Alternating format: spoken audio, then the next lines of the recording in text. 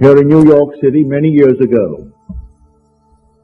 This lady, a lady of considerable means, she left her home in New York City and went off to Paris with her 2 children, leaving her home and her maid.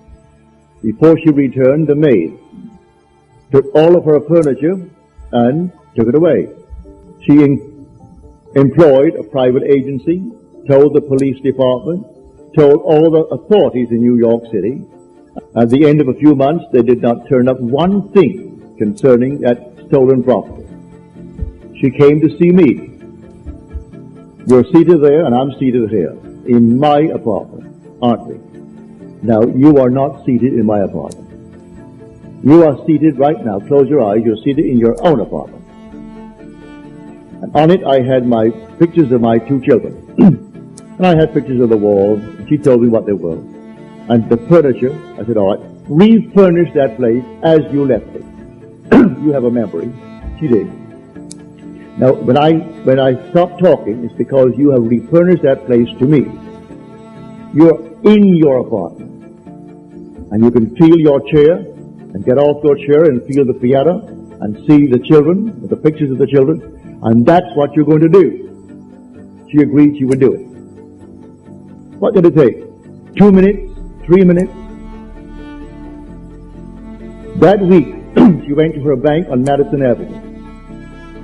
As she was coming out of the bank, she had a past history of a little mental state where she was put away for a while because she needed psychiatric treatment.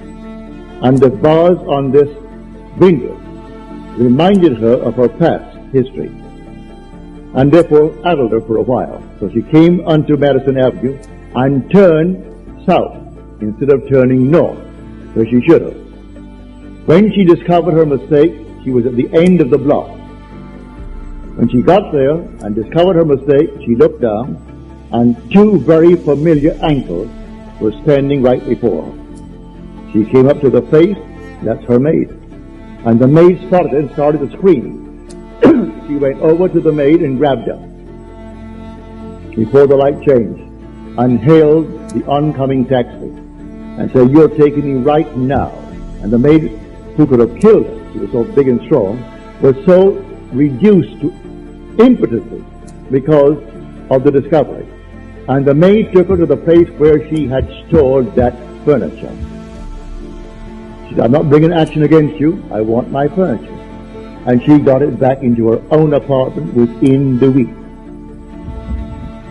A seeming mistake was the way the Father laid her. All I ask is to go to the end. If I go to the end and give thanks to the end and for the end, it's done. The end is where I start.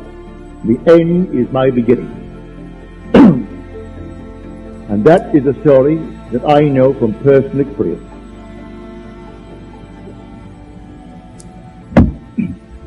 So do not attempt to devise the means and tell the one that you ask to pray for you how it should be done.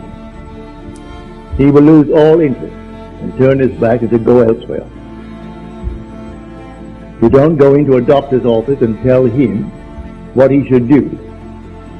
You go to him because you trust him. So then you either got to trust him and continue, or you're going to leave him. Well, if you go to someone that you really believe who knows how to pray, don't tell him how to do it and what means should be employed in order to do it. He is going to go to the end if he knows how to pray. The end is where we begin. In my end is my beginning. So I go to the end. I see the whole thing done and then drop it and let it happen in my world.